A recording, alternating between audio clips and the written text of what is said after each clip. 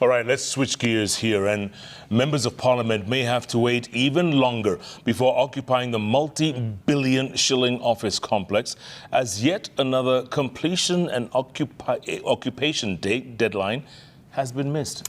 Oh, the building, which was meant to have been occupied way back in 2016, is 8 years behind schedule. And as Brenda Wanga found out, that goal of finishing the tower remains a moving target. It is one of the buildings that form part of the city's skyline. Bunge Towers is home to soon-to-be offices for the members of both the National Assembly and the Senate. It will also house committee rooms where members will conduct their businesses. Housed here too are luxury amenities that will see legislators work out, get beauty treatment, enjoy meals and drinks. Also included in the package is a tunnel linking their offices with Parliament buildings, ostensibly for the security and comfort of members of Parliament.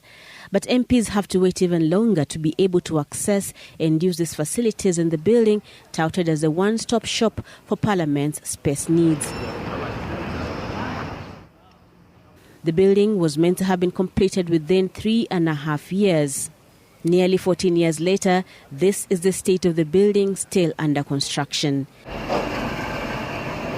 Citizen TV got exclusive access to the building. Going up. This is the topmost floor. From the lift area, the indicators are that the works here are nearly complete. But a few steps into the spaces and one gets a different picture altogether. This is the heart of the building. This floor will host the security and the surveillance operations for the buildings. It remains just the basic structure as it was left at construction. Security insiders tell us, going by the pace of interior works and the amount of work still undone, this floor may not be habitable anytime soon.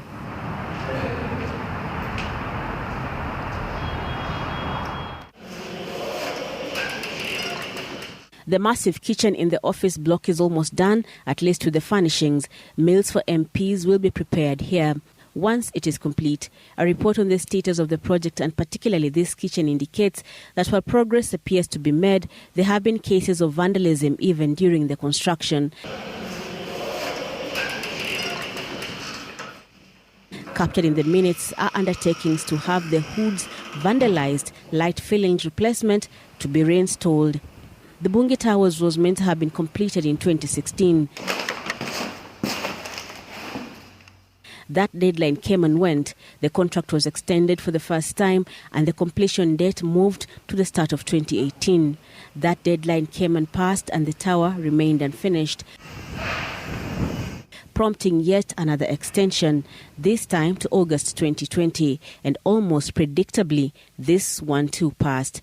The last extension of the contract would have seen the tower completed and handed over to the PSC in 2022. March 2024, and this is the state of affairs at Bunge Towers. A report on the status of construction and finishing of the project released at the beginning of the year indicated that the main works on the project were at 99.8% complete. At the beginning of the project, the estimated cost was indicated as 5.8 billion shillings. It moved to 7.8 billion shillings, then 8.37 billion shillings last year. The latest figures from the latest status report of this month put the figure at 9.26 billion shillings, this figure inclusive of both the main and the independent contracts. A report on the progress of the construction released in October 2022, when the contract ought to have been concluded and the building handed over, shows that right from the onset, the construction of the office block ran into headwinds that included a divergence of views on which currency the contract sum was to be paid. The contractor insisting that 80% of the contract was to be paid in dollars and 20% in Kenyan shillings. A delay by the main contractor to execute the subcontracts, especially the interior fit-out subcontract, that was delayed by more than 6 months. A dispute between the main contractor and the subcontractors over the deduction of money paid to subcontractors by the main contractor. the refusal of the main contractor to allow subcontractors to use the hoist for materials, and the main contractor's refusal to coordinate the execution of the works resulted in delays in completion of the works and many repeat jobs.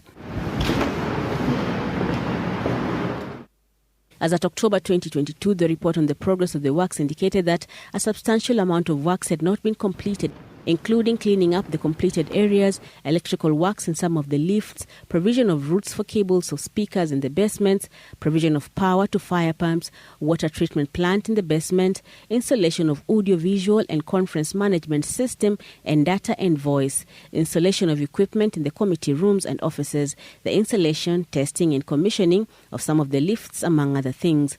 By January this year, the challenges still persisted, notably in the audiovisual sector. Minutes from the meeting on the status of the tower show that the audiovisual, multimedia and conference management systems installation contractor has been absent from site for a long time now.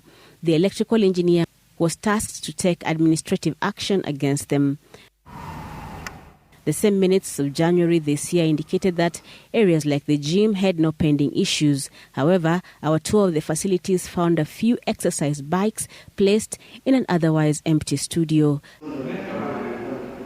The salon barbershop installation subcontractor reported also show that the salon and barbershop were yet to be fitted with the requisite materials because the subcontractor was unable to procure the material and the fitting. The impact of this being even further delays in completion of the project.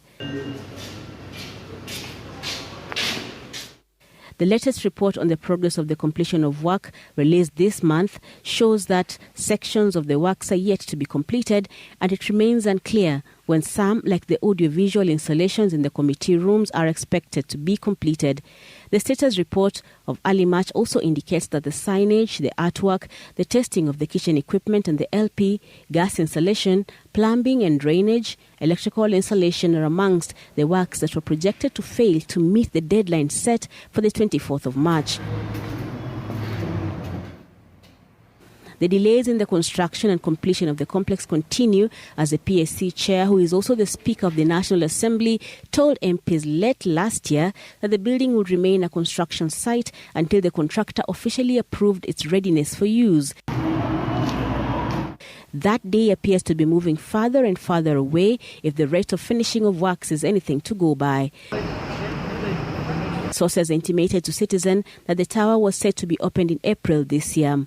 Efforts to get the PSA's leadership to comment on the new projected opening dates and the impact of the delays were unsuccessful. Brenda Wanga, Citizen TV.